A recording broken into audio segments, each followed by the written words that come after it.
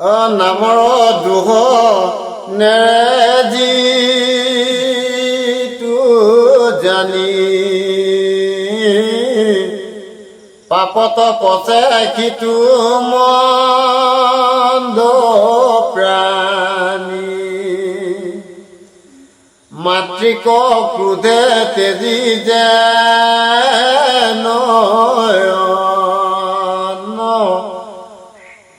দুখ মাত্ৰ পাৱে বালক গণ এৰিয়াই অপৰাধে বৰিষি নামত যতন কৰা হৰিষি নামেষে কৰিব পৰমখি হৰিৰ নাম জগতৰ নিধি। ইয়াত সুন্দৰ উপদেশ এটা দিলে যে মাতৃ ক্ৰোধে তেজি যেন অন্ন দুখ মাত্ৰ পাৱে বালক গণ। মাকৰ ওপৰত খং কৰি পুত্ৰই কি কৰিলে, নেখাওঁ যা, এইবিলাক বনাইছে দেই। এনেকুৱা মানে কিছুমান নয় লৈ পেলাই কি কৰিলে, নেখাওঁ বুলি গুচি গ'ল, দিনটোলৈ ঘৰত নাই। কষ্ট কোনে পাব? মাকে পাব জানো? হা না, মাকে নাপায়, মাকে নাপায়। গৃহত দিয়া তেতিয়াহে বনাব, হয় নহয়? বনাইছে, যি বনাইছে, যি দিছে তাকে খাব লাগে, প্ৰভুৰ নাম ল'ব লাগে, নহয় জানো? মাক ভগৱান সদৃশ হয় নহয়?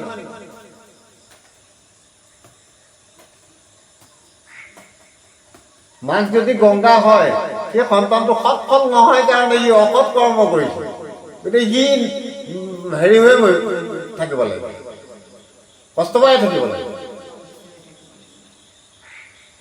গম পাইছেনে? অসৎ সময়ত তাক মানে আহ্বান কৰাৰ কাৰণেই তাৰ এই গুণটো তাৰ গাত আহি গৈছে। মাকৰ ওপৰত মাকে দি দিয়ে, কোন সন্তানে মাকে দিয়া বস্তু মানে বিহ বুলি কয়? এইগালহে বনাই, কি কথা আছে? মাকে যি বনাইছে যদি সৎ ফল হ'ল হয় সি বুজি পালে হয়। মাতৃ গংগা যি বনাইছে সেয়াই মায়ে বনালে কেইটামান দেৰি হাজাৰ বক মানে বাৰু কষ্ট এতিয়া কোনে পাব? মাকেও বাঢ়ি লৈছে, তাকো বাঢ়ি লৈছে। মাকে খাবলৈ লৈছে, তাক মাতিছে খাবলৈ, সি আকৌ নাখায়, সেইকাৰণে বনালি বুলি কৈ দিন বোলে নাই নাই নাই নাই লগানো গোটেই সি বৈ পেলাই তোমাক দেই। কষ্ট কিহে পাব? মাকে নাপায়, নাপায়। মই বনোৱাৰ দায়িত্ব ভাল, মই যিটো পাইছোঁ বনাই কৰি দিছোঁ। তই খোৱা দায়িত্ব তই খা, পেটটো ভৰা দেই। মাতৃ ক্ৰোধে তেজি যেন অন্ন দুখ মাত্ৰ পাৱে বালক গণ দেই। ৰাম পচিলা নাৰদ মুনি দুনাই যাহাৰ জ্ঞান বৈৰাগ্য নাই সদায় মদি আছে বিষয়তে এৰাইব নামৰ দুখ কি মতে কনত কুমাৰে দিলে উত্তৰ নামৰ দুখী যিটো পাপিনৰ সততে ফুৰে হৰি নাম গাই তেবেশে নামৰ দুখ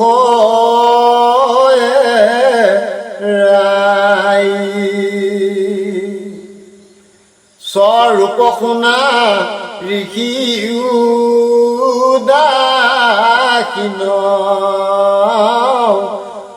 যিজন নাম অপৰাধহীন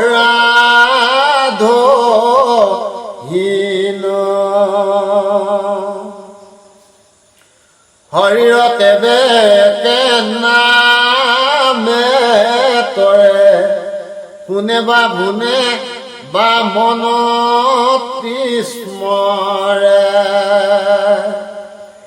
কহিলা ৰহস্য মুত কৰে ঐ আকৌ যিটো জনে কীৰ্তন কৰে মুকুতি পাইবে এৰাই অপৰাধ ও কহিলো নাৰদ নাহিকে ব্যাধ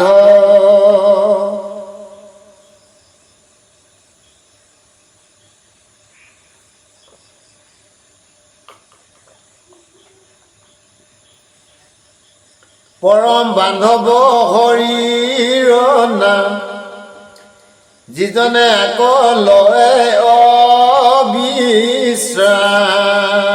পৰম বান্ধৱ কোন মাধৱ হয়নে বাৰু মা শব্দে লক্ষী ধ শব্দে পুতি হৰি নামে অকল পৰম আমাৰ বান্ধৱ লোকৰ দেই যিজনে আকৌ লয় অবিশ্ৰাম তাৰ সাত কাৰ্য সাধিলে দেখা প্ৰতি প্ৰতি লোৱা সাতৰো সাতটা কাৰ্য তেওঁ সিদ্ধ হ'ব বুলি কৈছে যদি তেওঁতেই লিপ্ত হৈ থাকিব পাৰো দেই তেওঁ গুণ প্ৰথমে দহিবে পাতে কচয় কৰিবে মহাপুণ্য অধুদয় কৰাইবে বিষয় যত বীৰ কোটি 2 নম্বৰ কৃষ্ণত কৰাইবে প্ৰেম ভকতি উপজাইবে আতি বৈষ্ণৱ জ্ঞান মায়াকো কৰিবে দহিনী যান চৈতন্যময় পুনানন্দ হৰি থৈবক তেন্তে এৰে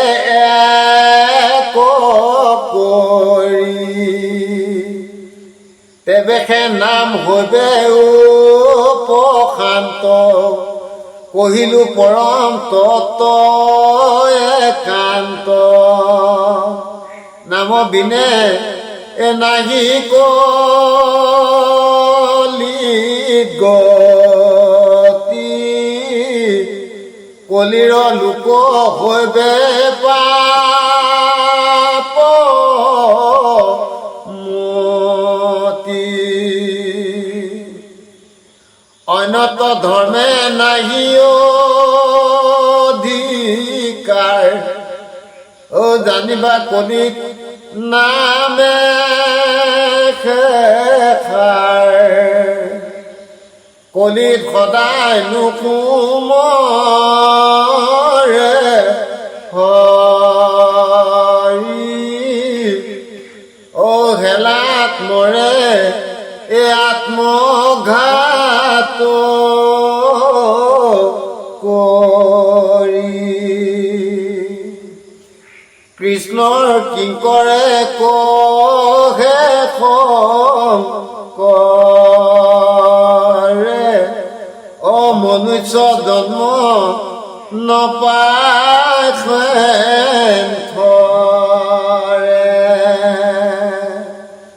আকৌ ব্যৰ্থ কৰা কিনো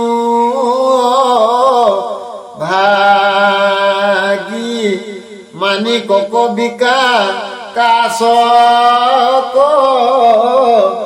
লাগি গুৰুজনাই কি হেৰি ললেগে উপাধি ললেগে কিংকৰ কিংকৰ কিংকৰ মানে কি কিংকৰ মানে চাকৰ কাৰ ঈশ্বৰ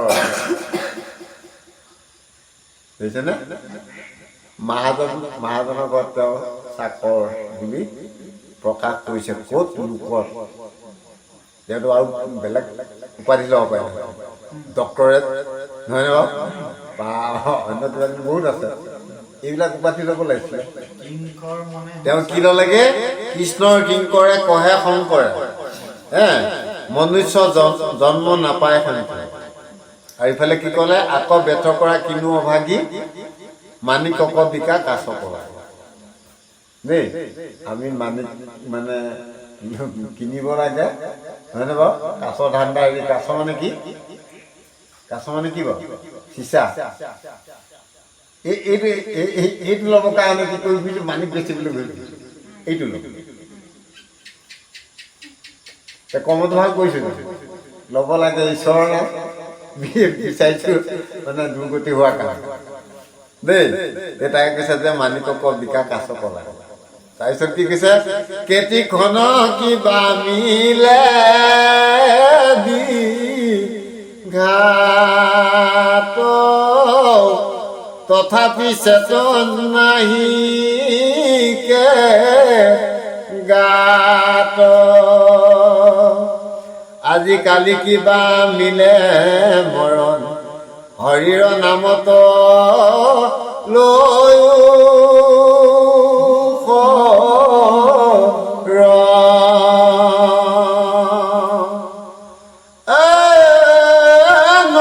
নকৰিবা নিন্দা মোক মহন্তে আখিল শাস্ত্ৰ বাৰাণসী ভন্তে তাহাকে চাই নিবন্ধিলো পদ হৰি হৰি বুলি তৰা পদ হৰি ৰাম ৰাম ৰাম ৰাম ৰাম হৰি হৰি ৰাম। নাম অপৰাধ ইমানতে সমাপ্ত।